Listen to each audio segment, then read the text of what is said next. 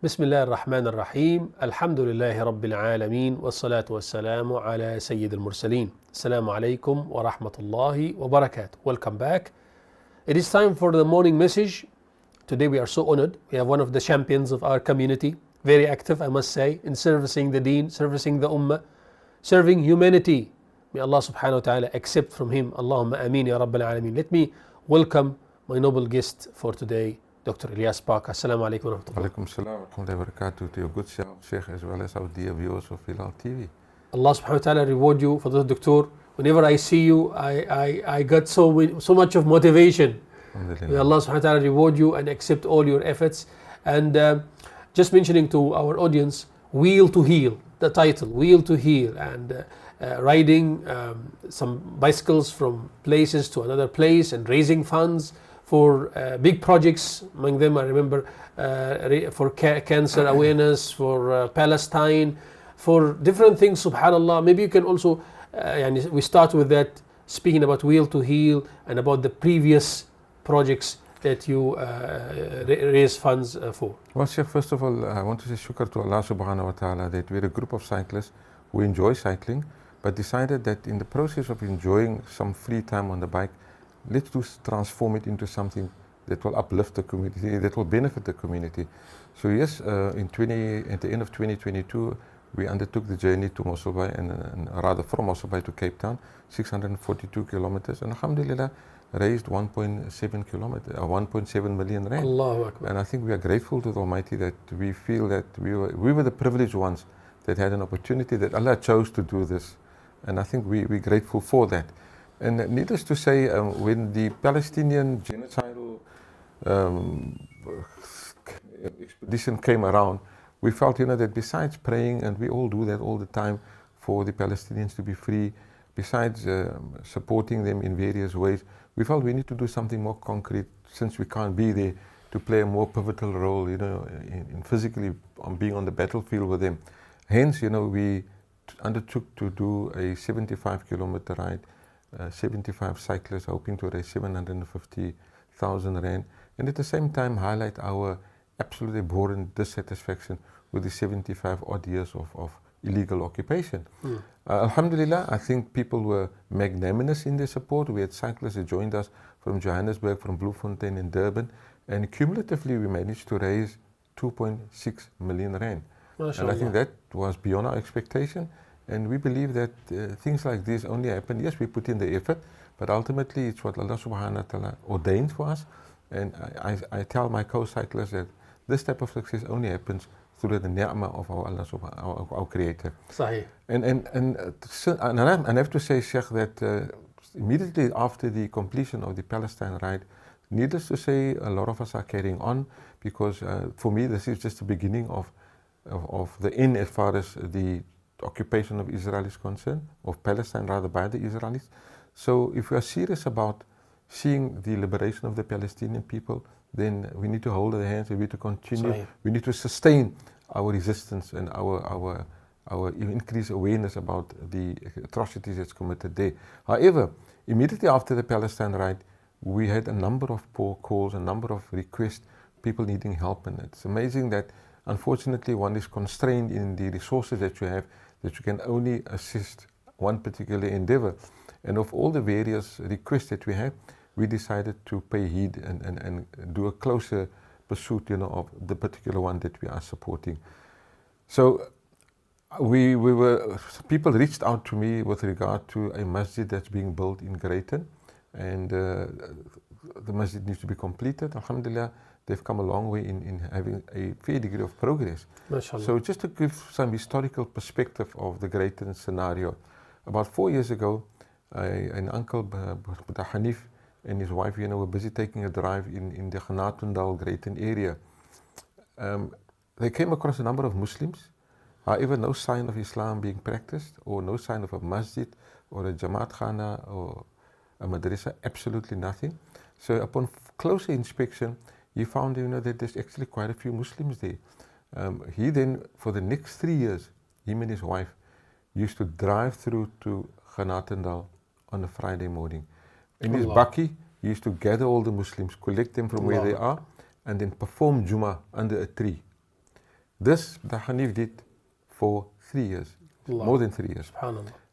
Unfortunately, he succumbed not soon after that, and Allah subhanahu wa ta'ala must have been very grateful and very happy with his work, and he passed away. Allah give him Jannah, inshallah, and reward him. He was so and his sincere. family. He was Absolutely so sincere. I was talking to them about sincerity, Indeed. Doctor, and I exactly mentioned that. I didn't know that you're going to mention this story, but I exactly mentioned that sometimes, subhanAllah, people with this sincerity, they started under a tree, Absolutely. and Allah Azza wa Jal helped them to build a masjid or a center or something for. Well, what's greater is the fact that after Jummah, they used to perform Jummah under a tree. Then the couple used to stay there till after Isha on a Friday night and teach them the deen and give them madrasa classes. This is what Dr. Hanif did for in excess of 3 years. When he passed away, however, his son-in-law decided to take up the challenge and continue the noble work that Dr. Hanif was doing. Son-in-law is very closely associated with Maulana Ali Gouda from the Darul Naim Institute. MashaAllah. And that's when Maulana got involved. And fast forward to about a year ago, they then bought a warehouse in Greaton, because it wasn't possible to buy anything in Ghanatendal. Greaton is 4 odd kilometers from Ghanatendal. Bought a warehouse and started the transformation process into converting the warehouse into a masjid. They've gone very far, alhamdulillah. However, there's quite a bit that needs to be done to perfect it and to also have a kitchen next to it, because it's an impoverished area. And as Muslims, we constantly need to make sure that we uplift the community, that we provide, that we make sure that our neighbors have food. So there's going to be a kitchen, soup kitchen attached to the masjid as well. So all in all, when we were approached, we felt that maybe we need to have a closer look at it and see what sort of governance structure is in place. Because it's one thing to raise money, there's also an imposition upon us to make sure that the money is entrusted in the hand of a proper governing structure that will see to it that the money is spent where it's intended to. And when I did a bit of research, I found that Maulana Ali Gouda is involved, and I was elated about that. Had a meeting with him, we exchanged ideas. Me and a few cyclists, then we drove up to Greaton to see the project in real, to see exactly what is done and what our view is, what needs to be done. So we made a short list of what we envisage needs to be done to complete the project. Had a second meeting with Maulana Ali Gouda, so that there's congruence between how he sees the fulfilling of the project and how we see it, so that we're on the same page. Subsequent to that, we said, fine, this is a project that we're going to do. So inshallah, on Saturday morning, the 2nd of March, we'll be departing, 20 cyclists will be departing from Masjid al-Quds, and we'll be riding 160 odd kilometers. Allah. But we'll be doing it in 2 parts. So the first day, on the 2nd, on Saturday morning, we'll be leaving Masjid al-Quds at 6 a.m. and we'll be riding right through to Franschhoek. We'll be overnighting in Franschhoek, and then inshallah the next morning at 6 a.m. again, we'll be leaving Franschhoek and on our way to Greaton, inshallah. MashaAllah. So the first day, now I have to say this, because we're not allowed to use any of the national roads, be it the N1 or the N2, we have to take the back roads. So there's a treacherous climb of various heights and various gradients that we have to undertake. So while it sounds easy to say 160 kilometers, it's going to be a challenge. But alhamdulillah, our 20 cyclists have decided to do this for the sake of completing the house of Allah. And I'm grateful that when an idea is projected to our cyclists, so far not a single idea has been contested, leave alone thrown off the table. Not a single idea has been contested. And I think therefore I constantly say that we, the privileged ones, we need to thank Allah that we are in a position to be the custodians of this event. And to give Sheikh an idea, on the first day we're doing what we call the polka tone climb. It's a pass that we have to do. Then on the first day we're doing a second climb, which is the Hilaal.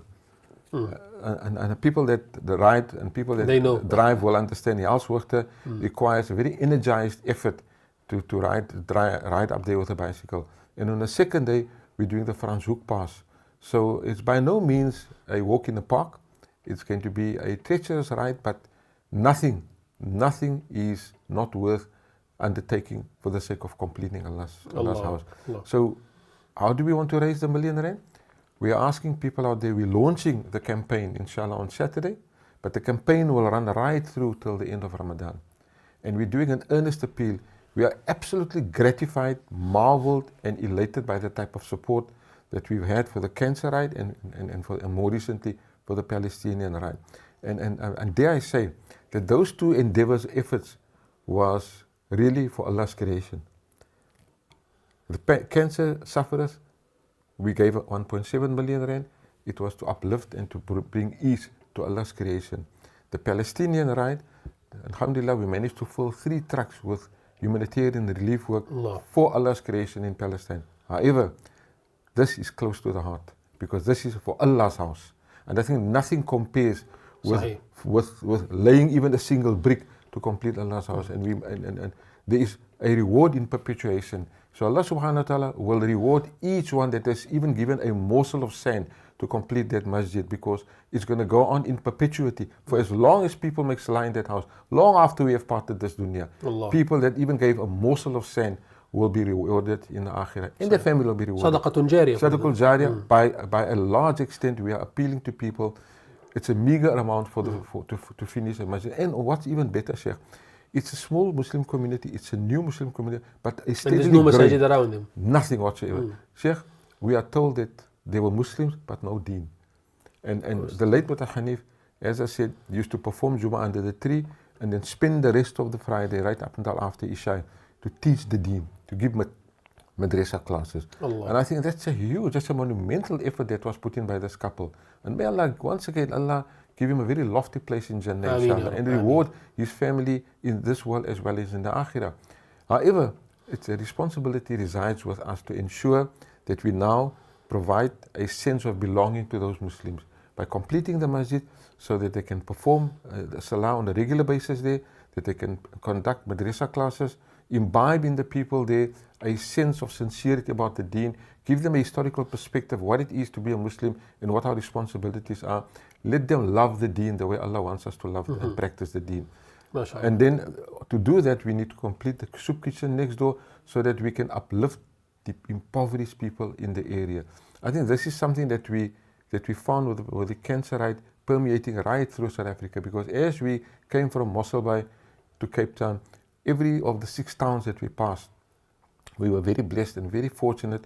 We went to the poorest of the poor in those towns and managed to distribute a food hamper worth in excess of 1,000 to each of those inhabitants of those little villages. So that brought to light the type of impoverishedness that is surrounding us. And Greaton is no different. And therefore it's important that when we establish this Islamic center there for those growing community, we need to have a soup kitchen as well. So what do we require? We require an air conditioner to put in because it gets extremely hot. They are equally affected by load shedding, so we're putting an inverter. We need to do the mimbar. We need to do the balustrades for the mezzanine floor that's been put up there for the females to make salah. We need to provide them with a proper, safe, pleasant to climb staircase. And then it finishes, for example, shop fronts, windows and so forth. The wuzu khana we need to do, it's done already, but we need to complete it.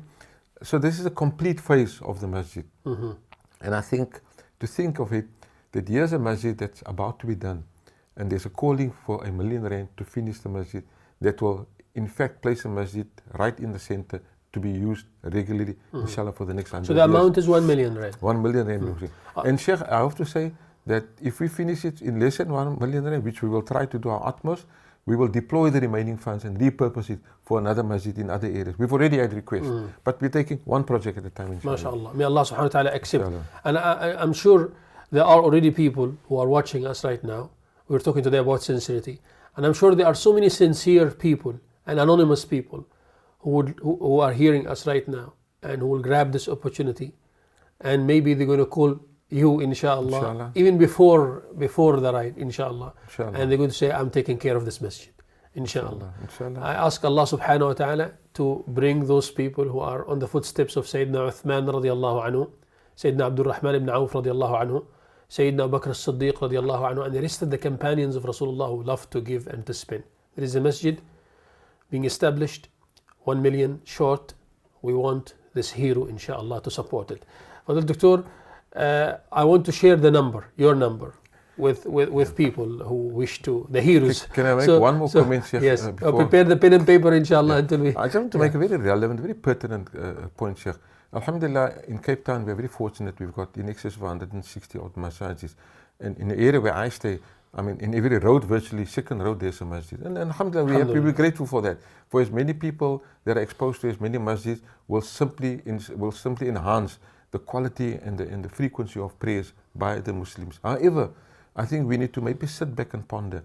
To add another masjid where there's already 5 masjids in a radius of 1 kilometer or 500 meters, maybe we should question ourselves whether there isn't a greater need, a greater calling for us to go into area that is an isolated area where there is no masjid. Isn't that where we should plant the seed for the nourishment of the deen, for the flourishing of the deen, to the extent where people will perform salah on a daily basis. Allah. And this is the distinction I want to make here today.